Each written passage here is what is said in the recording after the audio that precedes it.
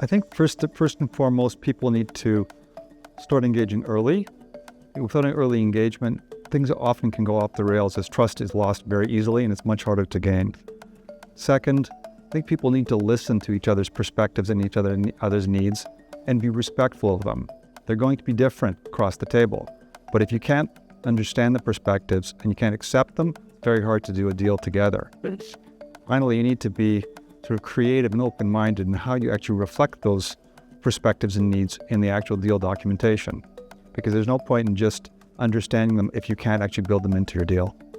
I think UNDRIP is part of the fabric of the discussions or the context of the discussions. The reality is over the last 5-10 years at least, the conversations have really shifted. 10 years ago, it might have been a conversation about an IBA, impact benefit assessment or impact benefit agreement. That shifted to participation, economic participation through partnerships and really becoming a true partner, becoming part of the board, part of the decision making, and really being critical to the discussions around a project. I think UNDRIP is not the only thing that's changed that, but it's certainly helped that because it's become part of the fabric of the conversation. People in corporate Canada have accepted that it is the way that deals are now done. I think there's really two ways to look at that. First of all, First Nations have had a long-term view on the environment for a lot longer than much of the rest of Canada. Climate change is what's driving us to need to go to net zero. First Nations have been thinking about that and about multi-generational issues around climate for a very long time. So they have a lot of knowledge that can be imported into the discussion.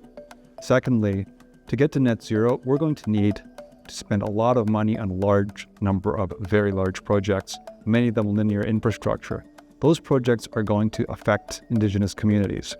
They're going to affect their rights potentially, which means they need to be at the table. That's leaving aside that they shouldn't be at the table. They need to be at the table. So they will be a critical part of the discussion. I think that over the last couple of years as I've been attending these conferences, what used to be sort of a more difficult conversation or awkward conversation has become a conversation of normalness. We continue to move where Indigenous communities are becoming part of the economic fabric in these projects.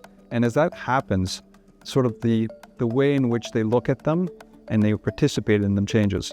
So I just look at this as being a continuation of moving that yardstick to continue to move towards really full participation in all these projects.